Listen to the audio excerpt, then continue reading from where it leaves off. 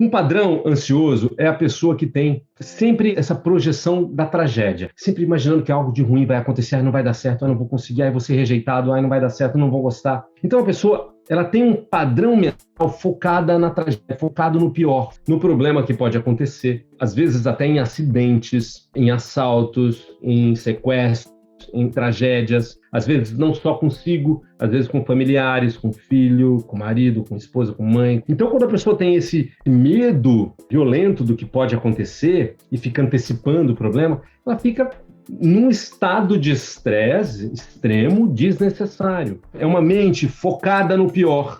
Por que algumas mentes se configuram dessas maneiras? Vamos entender que o problema não é o hardware, não é o seu corpo. O problema são os seus softwares, são as suas programações. Então, se você é uma pessoa que tem uma imagem internalizada do mundo boa, o mundo é um lugar bacana, as pessoas são bacanas, eu sou bacana, é claro que você vai produzir serotonina, que é o hormônio do prazer, da alegria. Agora, se você tem uma configuração interna de que o mundo é um lugar porcaria, de que você é uma porcaria, é claro que você vai produzir hormônios negativos. Então, aqui no caso da pessoa que tem essa visão negativa de futuro, ela aprendeu, a mente aprendeu que viver é perigoso, que o mundo é perigoso. Ela aprendeu que alguma tragédia pode acontecer, que um assalto pode acontecer. Então, muitas vezes, isso foi aprendido de família. Então, você tinha ali uma mãe que protegia demais, tinha muito medo de algo que pode acontecer. Ou um pai, também com esse padrão, muito medo da violência e sempre botando na cabeça da criança, olha, algo de ruim pode acontecer. Então, uma criança que passou por isso durante uma repetição por anos, acaba assimilando essa verdade, essa maneira de pensar. É uma programação, um aprendizado da mente. Então, a mente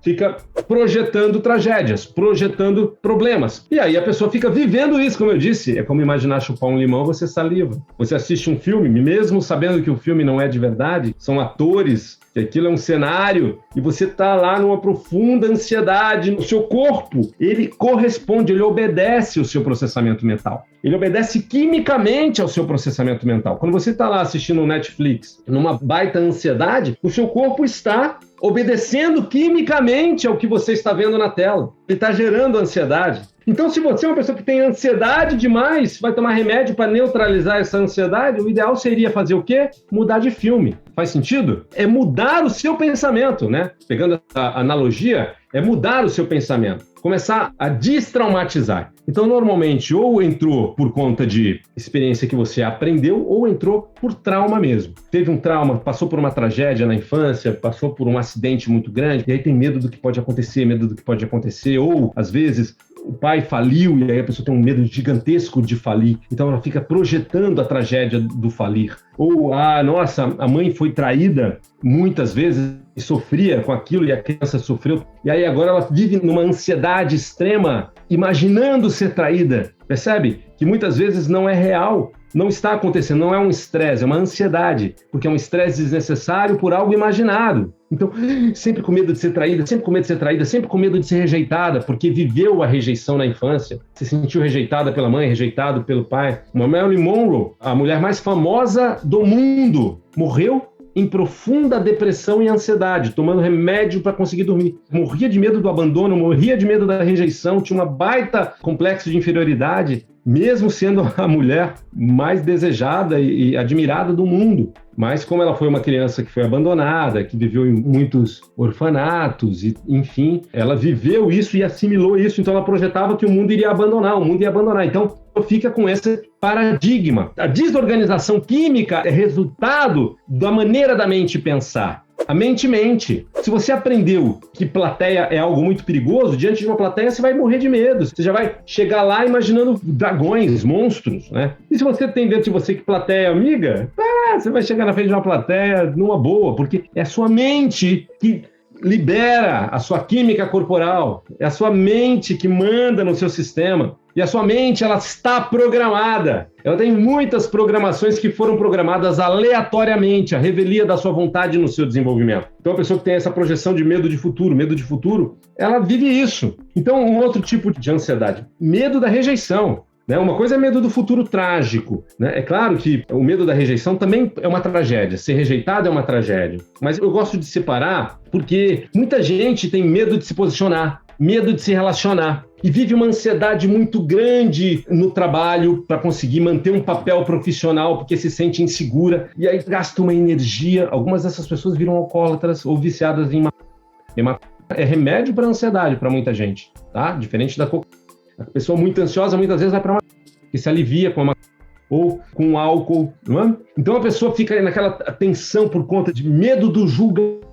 É o medo da avaliação, da rejeição. Então, normalmente isso acontece quando a pessoa foi rejeitada mesmo, quando ela na infância sofreu bullying ou desqualificação dentro de casa, parental, ou ela sentiu a desproteção por falta de um pai, não se sentia amada, entendeu que ela não era digna de amor, enfim. Então uma pessoa que de alguma maneira configurou timidez em excesso, timidez é medo de rejeição, medo de humilhação. Timidez tem base em vergonha. Vergonha é um tipo de medo, medo de humilhação. Como eu disse, ansiedade tem base em medo. Então, a pessoa que tem essa ansiedade e medo de se relacionar, né, e gasta uma energia gigante com isso, precisa reprogramar a sua autoimagem, a sua autoestima. Então, se a pessoa ela aprendeu que ela é menos, que ela é burra, que ela é feia, que ela não foi amada, que ela não é amada, se ela tem essa realidade configurada dentro dela, pouco importa o que você viveu, importa aquilo que está configurado. A boa notícia, é possível reconfigurar, é possível fazer aquela parte que ficou presa na infância, porque se a pessoa tem uma insegurança, um medo de relacionar, um medo do julgamento, uma ansiedade muito grande para se relacionar, para falar em público, para fazer vídeo nas redes sociais, você é um terapeuta, um psicólogo, gostaria de fazer, tem um medo do julgamento, um medo da avaliação. Então o que acontece? Você está projetando fantasmas. Você tem o julgador já dentro de você, o algoz está dentro de você. O algoz lá do passado que te traumatizou, um irmão mais velho, pais, avós, enfim, a professora, o bullying de algum amiguinho carrasco. Então você internalizou esses carrascos e você fica projetando isso.